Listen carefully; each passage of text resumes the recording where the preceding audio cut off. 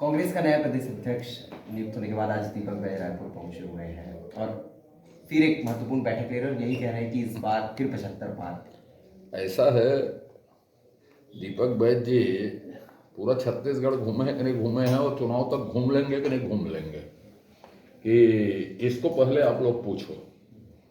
समझ रहे हैं कि नहीं समझ रहे हैं? तो उनको छत्तीसगढ़ समझते तक चुनाव निकल जाएगा और सिर्फ भूपेश बघेल की चलेगी और उसका जो सिर ठप्पा है वो दीपक बैज होंगे।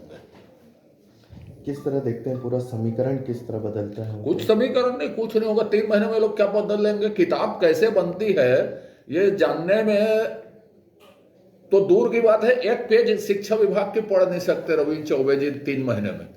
कहाँ लगे हो? सिर्फ ये परिवर्तन 3 लोगों के अपमान का परिवर्तन है। प्रेमसाय सिंह टेकाम, रविंद्र चौबे, मोहन मरकाम, इनको अपमानित किया गया। इसमें किसी को फायदा दिखता है क्या?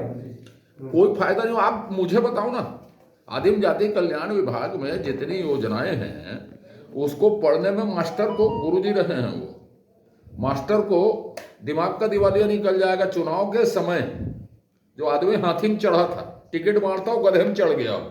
क्या सरकार चलाएगा? 60 दिन बाद आचार संहिता आ रही उसमें। लेकिन कांग्रेस तो जीत का दावा कर रही है इन सभी चीजों को लेके। अब ऐसा है, दावा तो कर रही है तो सपने देखने से तो कोई रोक नहीं सकता किसी को, है ना? किसके दम पर दावा कर रही? लेवी के पैसे के दम पर, शराब के पैसे के दम पर, किसके दम पर दावा कर रही? ऐसे आदमी को प्रदेश अध्यक्ष बनाया है जो छत्तीसगढ़ में घूम सकता चुनाव तक। तो ये हवाई चीजों से कहने से कुछ नहीं होता। एक आदमी की पार्टी है श्री भूपेश बघेल जी की, एक आदमी की चलेगी और एक आदमी की सरकार होगी है, और आगे भी विपक्ष में एक ही आदमी की रहेगी, मतलब श्री भूपेश बघेल बस। ये आज आरोप पत्र समिति की बैठक है, क्या क्या आरोप पत्र समिति की बैठक है, क्या क्या मुद्दे शामिल रहेंगे आरोप? देखिए, आरोप पत्र समिति की भी बैठक है, घोषणा पत्र समिति की भी बैठक है। अब ये दोनों तो गोपनीय विषय हैं साहब, है ना? और वैसे आरोप बहुत सारे लगाएंगे। अविश्वास प्रस्ताव है, आप लोग परसों नरसों 3 दिन में भाषण सुनने आइए, बढ़िया। और क्या है, सरकार रोज तैयारी कर ले, सुबह शाम तैयारी कर ले, पहाड़ा जैसे पढ़ ले, उससे कोई फर्क नहीं पड़ रहा है। उसके कुकृत्य इतने हैं कि उनको चुनाव हारना ही है। ठीक। समीकरण किस तरह बदलता है? कुछ समीकरण नहीं, कुछ नहीं होगा। 3 महीने में लोग क्या बदल लेंगे? किताब कैसे बनती है ये जानने में तो दूर की बात है, एक पेज शिक्षा विभाग के पढ़ नहीं सकते रविंद्र चौबे जी 3 महीने में। कहाँ लगे हो? 3 लोगों के अपमान का परिवर्तन है। प्रेमसाय सिंह टेकाम, रविंद्र चौबे, मोहन मरकाम। इसमें किसी को फायदा दिखता है क्या? कोई फायदा नहीं। आप मुझे बताओ ना, आदिम जाति कल्याण विभाग में जितनी योजनाएं हैं उसको पढ़ने में मास्टर को गुरुजी रहे हैं। वो मास्टर को दिमाग का दिवालिया निकल जाएगा। चुनाव के समय जो आदमी हाथी में चढ़ा था, टिकट मारता हो गधे में चढ़ गया। क्या सरकार चलाएगा? 60 दिन बाद आचार संहिता आ रही उसमें। चलिए। कांग्रेस का नया प्रदेश अध्यक्ष नियुक्त होने के बाद आज दीपक बैज रायपुर पहुंचे हुए हैं और फिर एक महत्वपूर्ण बैठक ले रहे हैं और यही कह रहे हैं कि इस बार फिर 75 पार। ऐसा है, दीपक बैज जी पूरा छत्तीसगढ़ घूमे हैं कि नहीं घूमे हैं और चुनाव तक घूम लेंगे कि नहीं घूम लेंगे, कि इसको पहले आप लोग पूछो। समझ रहे हैं कि नहीं समझ रहे हैं? तो उनको छत्तीसगढ़ समझते तक चुनाव निकल जाएगा और सिर्फ भूपेश बघेल की चलेगी और उसका जो सिर ठप्पा है वो दीपक बैज होंगे।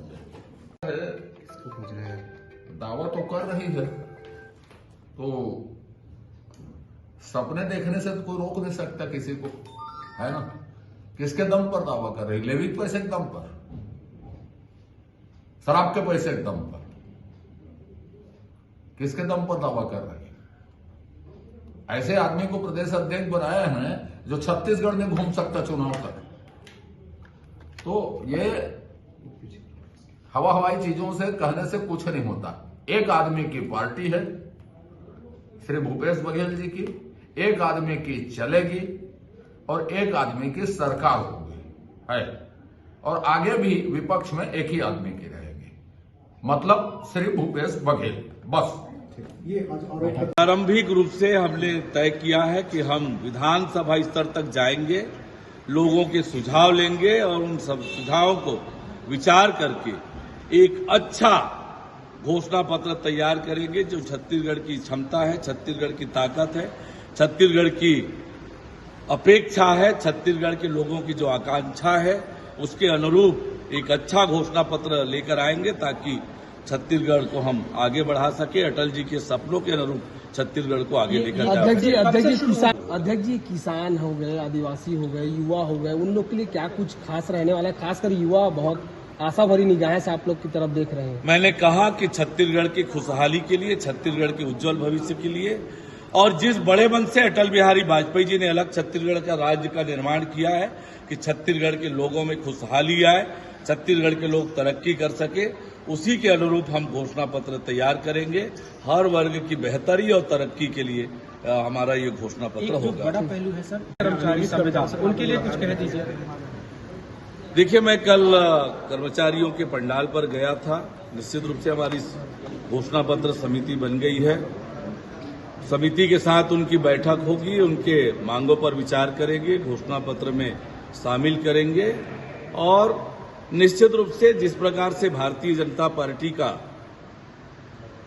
एक तरह से ट्रैक रिकॉर्ड रहा है, जो हम कहते हैं वो करते हैं, तो निश्चित रूप से उन कर्मचारियों का पूरी तरह से हितों का संरक्षण करेंगे। पहले भी कर्मचारी हित में बड़े बड़े काम, बड़े बड़े निर्णय भारतीय जनता पार्टी ने लिए हैं, आगे भी हम करेंगे। अध्यक्ष समिति मुद्दों के साथ आप किन मुद्दों की तैयारी कर रहे हैं? हमने आरोप पत्र समिति बनाई है, अभी समिति के साथ बैठना है और समिति ने तैयारियां की हैं, क्या क्या तैयारियां की है बैठक में पता चलेगा। पर इस सरकार के वो तो रोज एक नए आरोप लगते हैं, रोज एक नया मुद्दा ये सरकार देती है। वादा खिलाफी है, भ्रष्टाचार है, माफियाओं का राज है, नशे का गढ़ है, ऐसे मुद्दे हैं इस सरकार के खिलाफ। पर आरोप पत्र समिति ने बहुत विस्तार से तैयारी की है। निश्चित रूप से हम सरकार के खिलाफ एक आरोप पत्र जारी करेंगे, विस्तृत आरोप पत्र जारी होगा।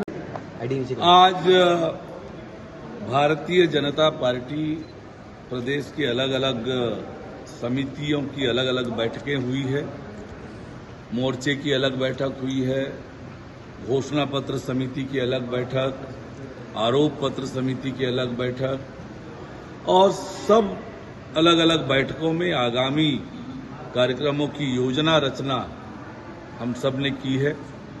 किस प्रकार से घोषणा पत्र के लिए कार्य योजना बने, इसकी चर्चा हमने की है। मोर्चों के आगामी क्या कार्यक्रम होंगे, ये हम सब ने तय किया है। निश्चित रूप से आज भारतीय जनता पार्टी के सभी कार्यकर्ता अलग अलग कार्यक्रमों को लेकर आगे पार्टी की गतिविधि को आगे बढ़ाने का आज निर्णय हुआ है। आशान्वित है लोग। सर, ये आज बैठक है घोषणा पत्र समिति को लेकर, समिति के तहत आप लोग घोषणा पत्र बनाएंगे? घोषणा पत्र बहुत महत्वपूर्ण होता है। पार्टी की सोच क्या है, पार्टी जनता की सेवा के लिए क्या चाहती है, और हम सरकार में आएंगे तो पूर्व के जनता के अनुभव है। 15 साल की सरकार रही और आज केंद्र में माननीय नरेंद्र मोदी की सरकार चल रही है, उसकी अनेक योजनाएं जनहितकारी चल रही है। हम सत्यता पर आधारित हमारी घोषणा पत्र, क्योंकि झूठ से परेशान हो गई छत्तीसगढ़ की जनता, और भारतीय जनता पार्टी के ऊपर एक आस भरी निगाह से देख रहे हैं। इस बार क्या लेकर आएंगे और क्या करने वाले हैं।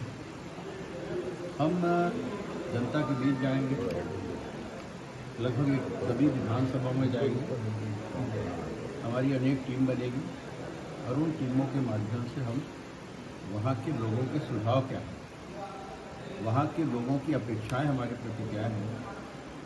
हर वर्ग के लोग, हर प्रकार के जो उनके जीवन स्तर है उसके अनुसार, और साथ ही साथ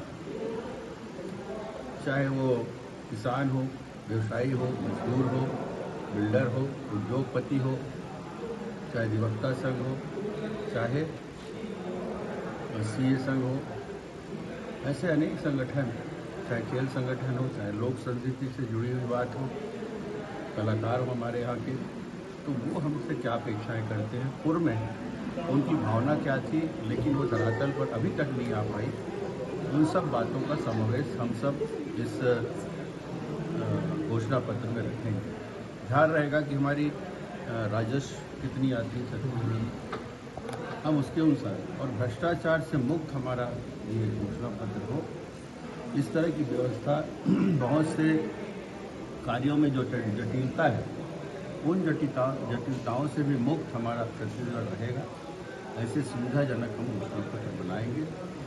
हमारे प्रधानमंत्री माननीय नरेंद्र मोदी जी ये हमेशा कहते हैं कि मूल मंत्र दिए हैं, सबका साथ, सबका विकास, सबका विश्वास, सबका प्रयास, उन सभी बातों का समावेश हमारे घोषणा पत्र में है।